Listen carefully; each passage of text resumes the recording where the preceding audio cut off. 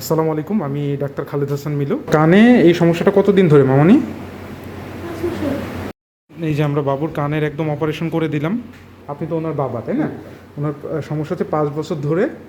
প্রথমে এটা কান ফুরানোর পরে ওই যে কানের যে কাঠি বা দুল ছিল ওটার পর থেকে হইতেছিল এবং আস্তে আস্তে শক্ত হয়ে বড় হয়। তারপরে আপনারা সার্জারি করেন। কয়বার সার্জারি করাইছেন? 2বার সার্জারি করানোর পরে এটা আরও বেড়ে গেছে। আচ্ছা, ঠিক আছে। তারপর মাঝখানে হোমিও খাওয়াইছি দুই জায়গায় থেকে। হোমিও খাওয়ানোর পরে আরো দ্রুত বড় হয় এটা। তারপরে আস্তে আস্তে এখন আর বাদে দিচ্ছি যে আচ্ছা, এবার তাহলে আমি বলি যে আমরা কী করবো। হ্যাঁ, আচ্ছা, এটা হচ্ছে uncontrolled growth of scar tissue. হ্যাঁ, মেডিকেলের ভাষায় যেটাকে আমরা বলি কিলয়েড। হ্যাঁ, তো কিলয়েড জিনিসটা কি হয়, যে কিছু কিছু মানুষের জিনগত ডিফেক্ট থাকে, যাদের শরীরে কি হয় যে কেটে টেটে গেলে আমাদের নর্মালি একটা দাগ তৈরি হয় না, আমাদের যে জায়গাটা গর্ত হয়ে যায় ওই জায়গাটাকে পূরণ করার জন্য। তো এদের বডিতে কি হয়, ওই জিনিসটা খুব বেশি তৈরি হয়। হ্যাঁ, এখন ওর কান যখন ফুরাইছিলেন তখন কানে এক ধরনের ট্রমা বা আঘাত লাগছিল। আঘাত লাগার কারণে এটা বড় হয়ে গেছে।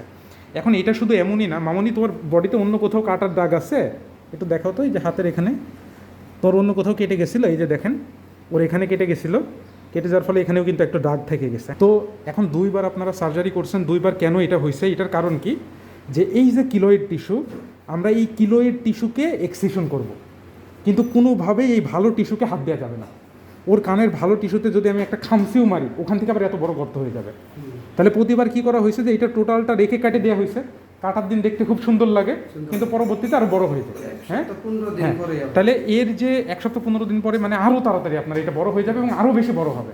তাহলে আপনাদের কি হবে, জাস্ট টাকাও নষ্ট হবে, আবার হচ্ছে কানটা দেখতে আরও খারাপ হয়ে যাবে। হ্যাঁ, এই যে ছোটো বাচ্চার কত বড় কান। তাহলে এইটার ক্ষেত্রে আমাদের যে চিকিৎসা, সেটা যদি ছোট থাকতো তাহলে আমরা ইঞ্জেকশনের মাধ্যমে একটা চিকিৎসা করতাম, কিন্তু এত বড় ইঞ্জেকশনের মাধ্যমে হবে না, এটা আমাদের অপারেশনই লাগবে।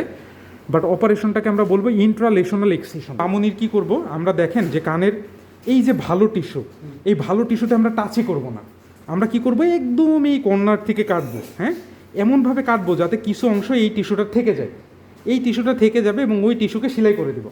তাহলে মোটামুটি আমরা যদি এখান থেকে এত দূর টিস্যু ফেলে দিতে পারি, তাহলে বড় অংশটা পড়ে গেল এবং নিচের দিকে গোড়ার যে টিস্যুটা থেকে কানের যে অল্প অংশটা থাকবে, এই অল্প অংশে আমরা কী করবো, স্টেরয়েড ইঞ্জেকশন দেবো করে দেবো। তুমি ভয় পাচ্ছ না তো? মাশাআল্লাহ, তোমার আম্মু আসেনি? আচ্ছা, তো তোমার আব্বু আসছে। হ্যাঁ, আর কোনো ভয়ের কিছু নাই। ঠিক আছে, এই যে আমরা বাবুর কানের একদম অপারেশন করে দিলাম।